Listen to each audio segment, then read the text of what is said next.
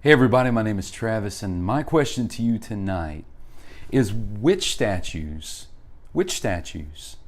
can we remove in this nation right now? Which ones can we eliminate?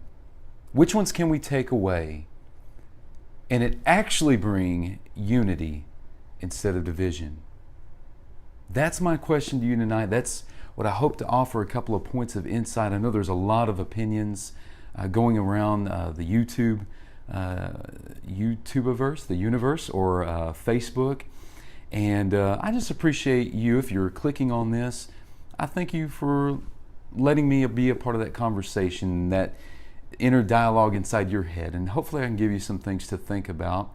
And maybe even there's something, maybe it's a point you haven't heard raised before. But again, the question is, what statues can we take away from this nation? Can we just flat get rid of and actually bring unity rather than the division that we see? You know, I have to say as a little bit of a preamble before I jump in to what I have to say. And this is obviously not a video that's going to be timeless. It actually is set in time. Many of you know what's going on as a result of Charlottesville, and even to the point today where I heard, and correct me if I'm wrong, but there's an ESPN correspondent or somebody who works for them, or however he's connected, that is Asian, of some sort of Asian descent, and his name is Robert Lee. And he actually got fired, or some sort of thing happened, some sort of corrective measure, or some sort of saving face needlessly. I'm not sure exactly. So yeah, if you want to leave the comments, leave it in the comments what actually happened. I'd be interested. I'm sure it would start a good dialogue, but that's not really the point. My point is this: how crazy is it that that's becoming a thing? That we're in a generation rather, where we're just reacting. We're not thinking. And we're just being told what to think, and for some reason we're just buying it. We're buying the newest meme or the newest video, and yes, I know I'm doing a video, but I'm going to challenge you to think. Don't just agree with me because you're watching it on a video. I want you to think for yourself through the implications of what we're doing and how you're interacting on social media. So let's go ahead and let's jump right into it. Which statues? There's this desire to just do something. We're wanting to do something, yet we don't fully understand the context.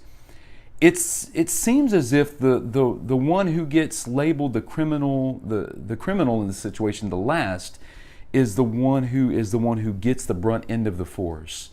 Of the media or of the Twitterverse or Facebook or whatever. And I think we're going about this wrong. And let me be very clear. To the staunch, uber conservative Christians that would want to make a conversation that statues are idols or are in fact idols and they should all be torn down anyways.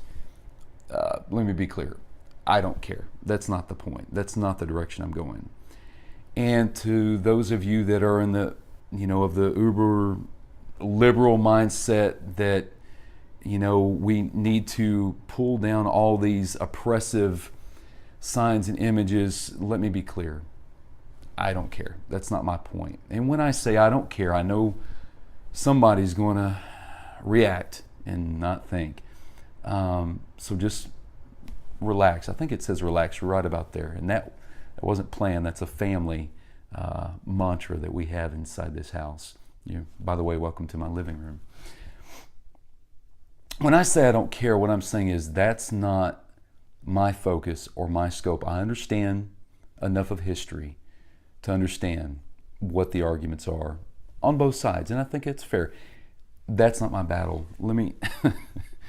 We don't battle against flesh and blood or against stone or bronze or copper or iron or whatever these statues may be made of.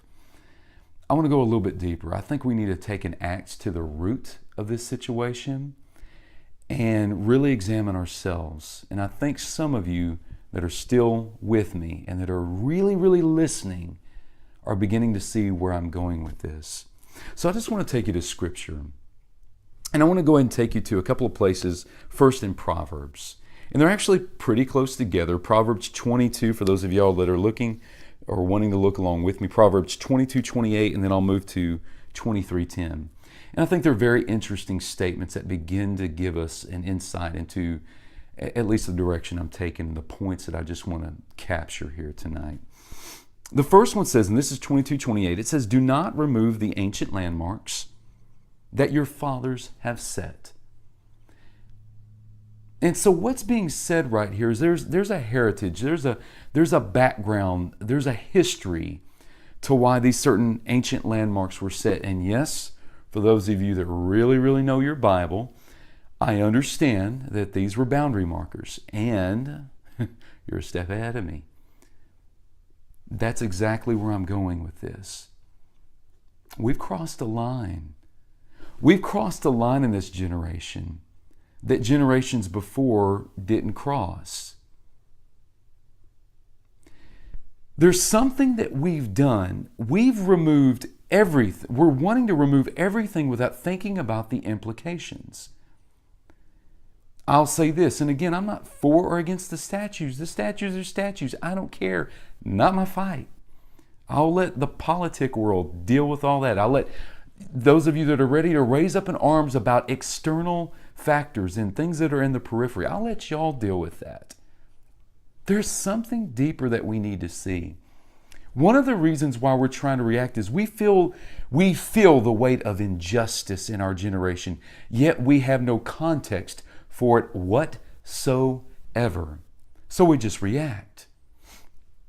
And we don't realize that we have, in throwing off without thinking, we've thrown off the restraints of previous generations. Now let me be clear, there are some ways that has been positive. There are some ways that through the guidance of history that we've made some good decisions. Some.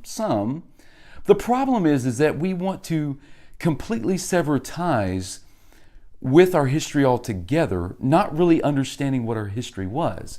Now that's from a national standpoint as an American, and that's also from the history of mankind's relationship with God. And that's really the crux of this first point that I want to get at. Let me go to the next one. It says in 23:10, it's very much like it. It says, "Don't remove the ancient landmark or enter the fields of the fatherless." We have constantly removed boundaries. Some of them we really shouldn't have, and we just didn't even think about it. And I am talking about moral issues. And I'm not just talking about the last few. I'm not going to name them at this point, although if you know me, you know I'm comfortable with that. But I don't want to lose the principle of what we're talking about. And I'm talking about over the last several generations, last 2 or 3, maybe 4 generations, we have really just removed taboo. And now we're paying the price. You know, my son is now 18, he's just graduated, and I had to apologize to him, and it's in my heart to apologize to this generation that's being raised up, because we threw off all the restraints of taboo that were meant to keep us decent and moral, and we just adopted this whatever goes mindset, and what's right in my eyes is right, and what's right in your eyes is right, not realizing how contradictory, not realizing the end result of that sort of thinking. Ideas have consequences, and we ignored that principle. We ignored the fact that ideas have consequences, and we removed landmarks. We removed boundary markers that were healthy boundary markers. And now there's no horizontal point of reference. There's no visible point of reference. There's nothing visible that we can see, oh, that's a boundary marker. That's meant to keep me safe. That's a guardrail. That's meant to keep me from flying off the edge of a cliff. You know, I think of, let me make it a bit personal for a moment. My wife was recently in an accident on the highway. You know, a man was on his phone, and they were both again on the highway, and he wasn't paying attention. Traffic had slowed, and he must have hit her going 50, 60 miles an hour, maybe more. Totaled our car. Thank God my wife's life was spared. And she was a little dinged up, but that's a point for another day. But here's what I want to tell you. In addition to, yes, I do believe that angels were part of her life being saved. And yes, I do believe that because the car that we were in was a very well-made car and constructed car, and I believe it kept her safe. There was one other factor that kept her safe. You see, she was over in the left-hand lane on the highway, and there's a median, you know, the cement blocks that come up.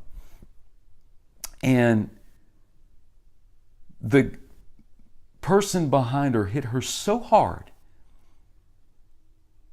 that it drove her up that median, that cement marker, and almost could have flipped her over, but hit her so hard that she ended up in front of the vehicle that was in front of her. Now, my point is this.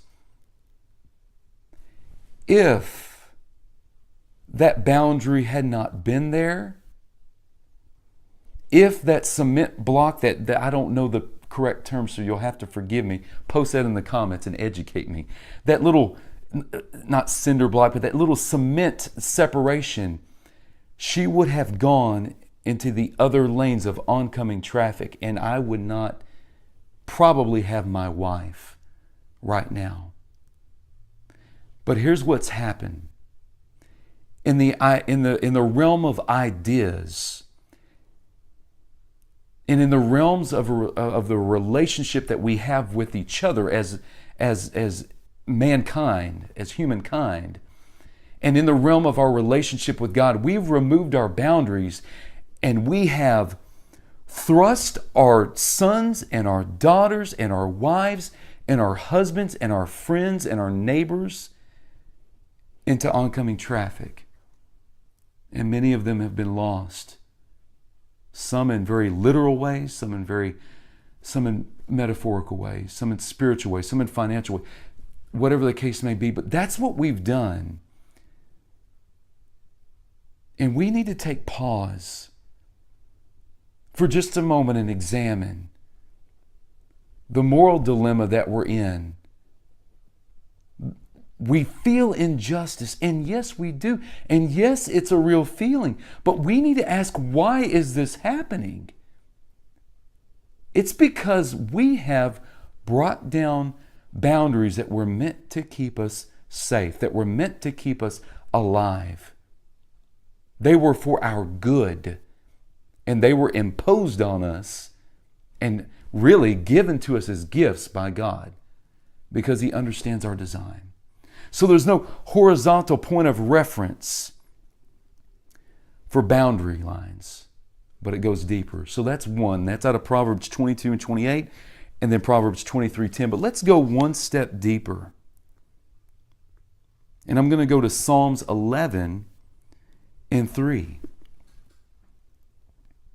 So when we just mentioned the fact that we don't have our horizontal plane of view, the visible, like what's above ground plane of view, where we can see boundary lines and say, no, don't cross that. There's something even deeper than that. So listen to this in Psalm 11 and 3. It says, if the foundations are destroyed, what can the righteous do? If the foundations, keyword, are destroyed, what can the righteous do? See, it's very interesting what's happening in our nation today.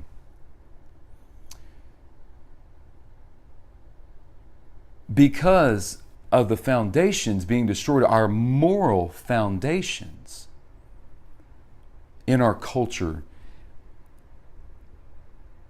what we see going on is the second half. It says, what are the righteous to do? Like, what can we do?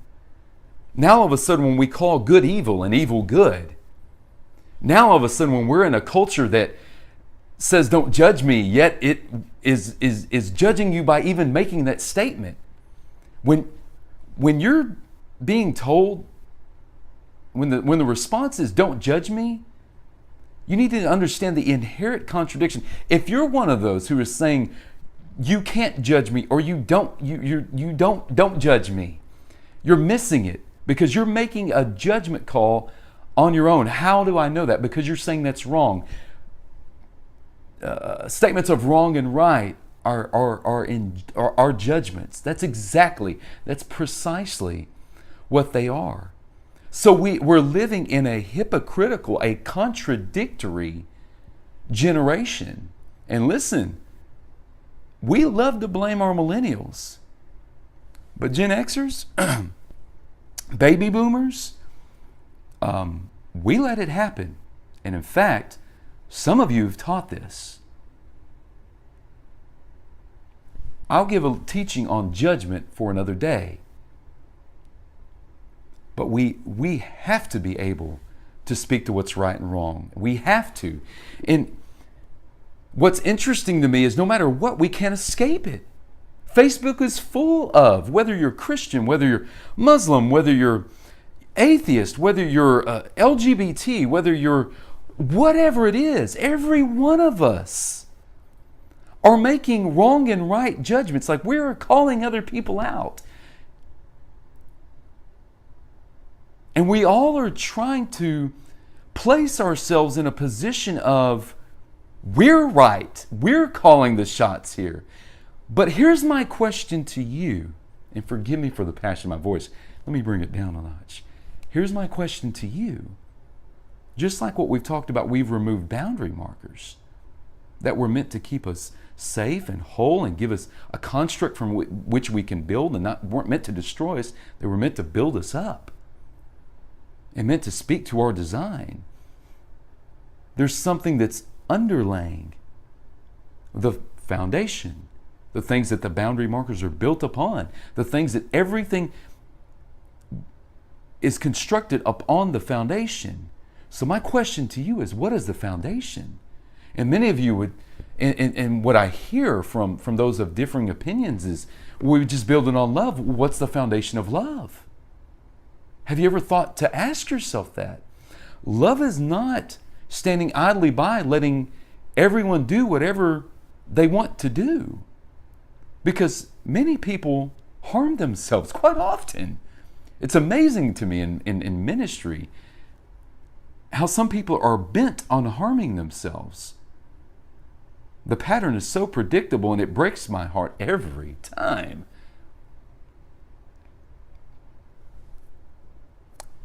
My question is to you, is if the foundations be destroyed, the foundation of this right here,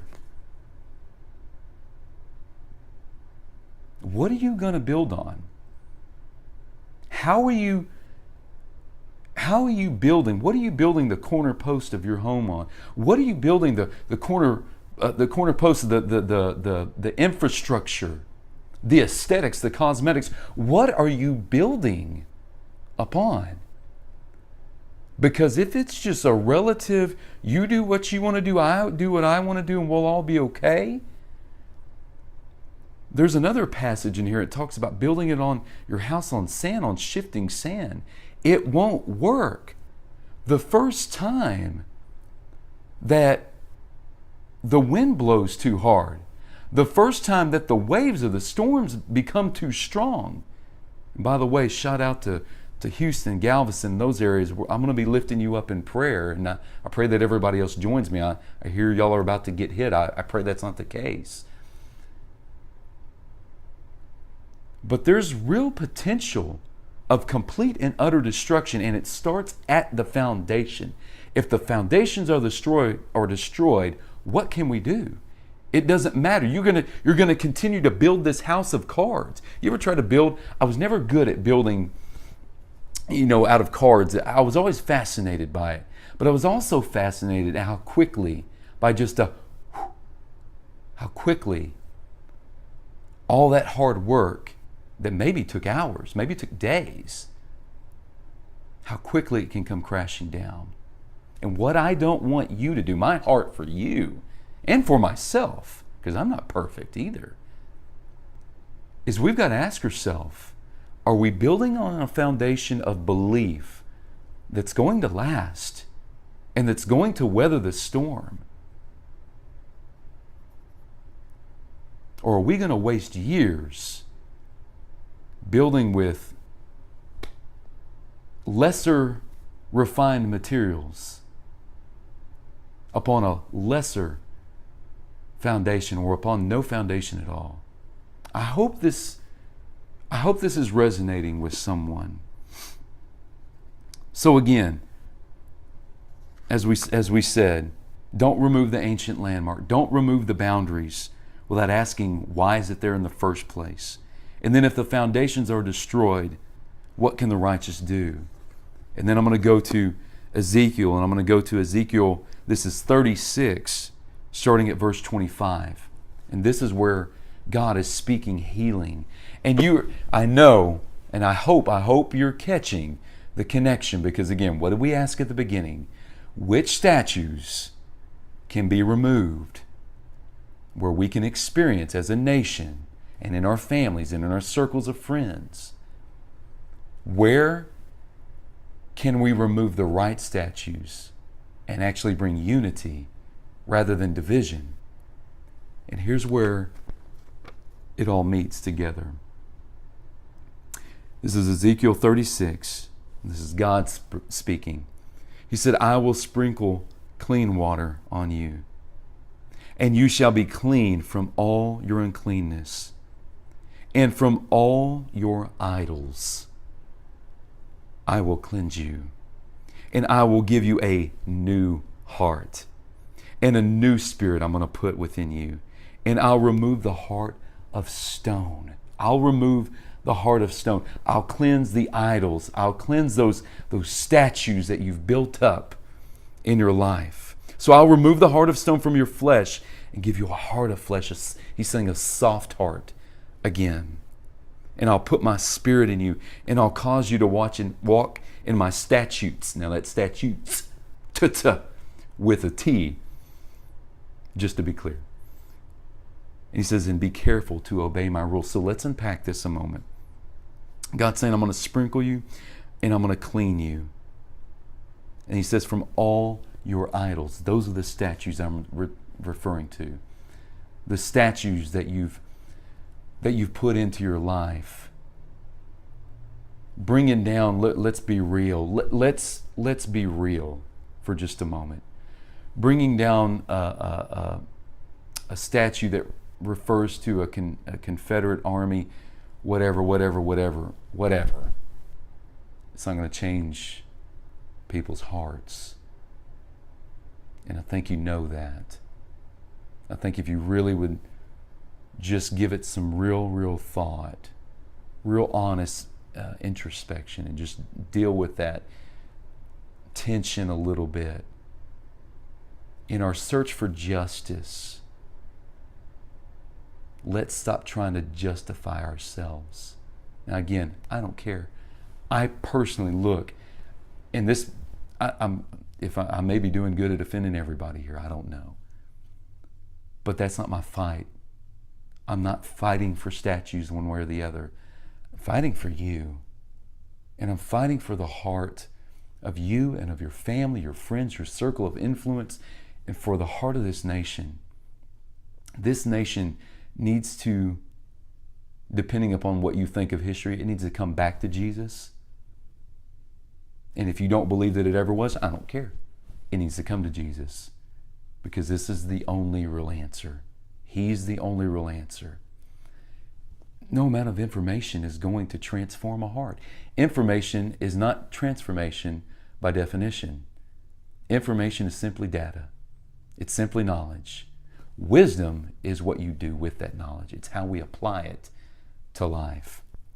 So, coming back, he said, I'm going to remove, he said, all your idols I'll cleanse you.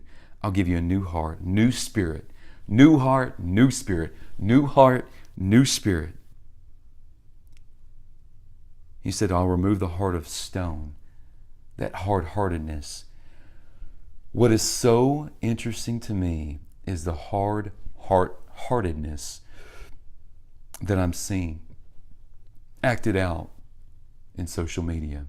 And people that were once friends are all of a sudden not, because they're just both reacting and picking sides. You want to know whose side I'm on? Yours. But before that, God. We've got to get aligned. We need to work back towards asking ourselves why we took away certain boundary lines, why we took away some of the boundary markers, those visible, we don't cross it. Like, I'm not going to cross that line. It may be inviting. It may not. It looks from this side, it doesn't look like any harm would come if I cross that line, but I'm going to do it because it's a line that was put there for me by somebody that cared about my future, that cared about my health spiritually, relationally, maritally. I think that's right. Like if you're in a marriage, maritally, parentally. That's why that boundary marker was there, and someone cared enough to put it there to say, you know what, I've seen the other side. The reason why a boundary marker is there because somebody's been on the other side or somebody saw danger on the other side. That's why it's there.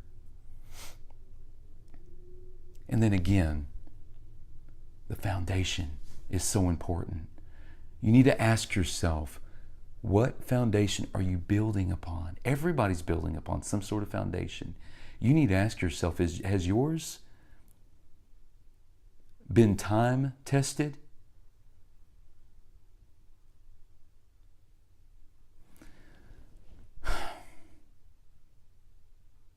You know, it's been said regarding this book that this book has outlived all of its pallbearers.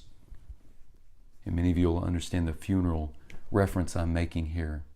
There's been generation after generation that have said that God is dead. And all that was us and our arrogance. We silly humans in our arrogance, trying to remove boundary markers, trying to destroy a foundation, trying to remove the point of reference from which we can only see things right. You know, it's said of the sun, and we just had an eclipse. By the way, I'm in Dallas. I felt really robbed by that. It was not as advertised for me, but that's a whole other story. But it's been said of the sun that you can't look directly at it, and many of you have learned that. Maybe, I hope nobody's suffered any eye injuries there. But you can't look directly at it. You can't look at it. You can't stare at it. But without the sun, you can't see anything else. Without light, you can't see anything else. You can't, if you don't believe me, just try to drive down a country road without any headlights or without any light from which to see. These boundary lines that I'm talking about, this foundation, and as Ezekiel shared with us there at the end, these idols God is wanting to remove from us so that He can bring something new. Here's my challenge to you. Let's start a revolution of being able to think clearly and for ourselves. Like actually think through to whatever idea is presented to you, think through to its logical conclusion. Let's start a revolution, and this is what Grilled Christian's credo is. You like the alliteration there? Our credo, our mantra, who we are, our inner workings, and yes, it has later to be revealed fully. I'm not ready yet, but my heart is just for you, whoever you are watching this. Let's become a part of a movement that is willing to think through ideas to see their logical conclusions before we adopt them. Let's examine it. Let's study to show ourselves approved. And then, so we think, and then I want you to know the truth, because we know that if you know the truth, it'll set you free. Many of you are in bondage because you don't know the truth, myself included. When I feel as if I'm shackled or as if I'm chained up for some reason, when I feel like I'm just heavy with things, it's because I'm not knowing this truth that brings life, that brings freedom, that brings joy and peace, the things that we really are after.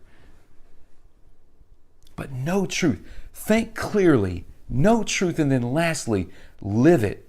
Live it out loud. Live it with everything inside you.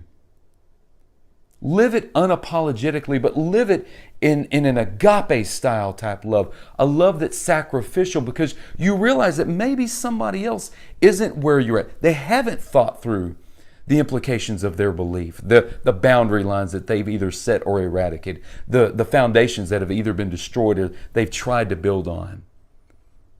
People might not be at the place where they understand and know what it is you know and what you've come to learn through this beautiful word that has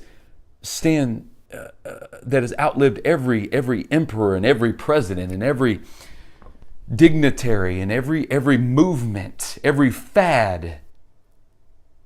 But live it through the lens of love. Live it through the lens of mercy and of confrontation.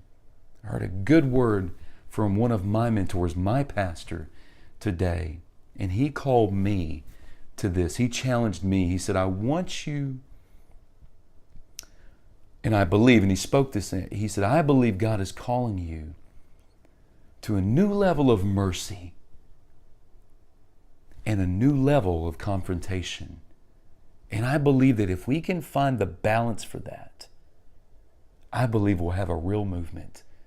I believe we'll see real unity. And I love, there's a passage, I believe it's Psalm 133, I believe. If you find it, if you know which one I'm talking about, put it in the comments. But it says this, where my people, where my brothers, where mankind, where we come together and where we dwell in unity, God commands the blessing. If you want to be a nation that's blessed again, if you want to see unity, stop bringing division. If you want to see unity, bring unity. Be unity. Let's unite around something that stood the test of time. Let's unite around something that has raised up revolutionaries, that have brought kings to their knees in repentance. Let's get into a place where we can think, where we can know, and where we can live. God bless you. My name's Travis Marshall. I'm representing Grow Christian. This is a little bit of a preemptive video. I would love to hear your thoughts on this. Give me some feedback. Is there something you'd like for me to cover over the course of the next few weeks and maybe months before we do an official launch of what it is that God's put in my heart? And if you would, I would love for you to pray for me and for the team behind what's coming at Grow Christian. Let me pray for you. Jesus, thank you so much for your goodness, for your mercy, and for your grace, for your tender loving kindness, for you speaking out, Lord. Your judgments are true and they are right.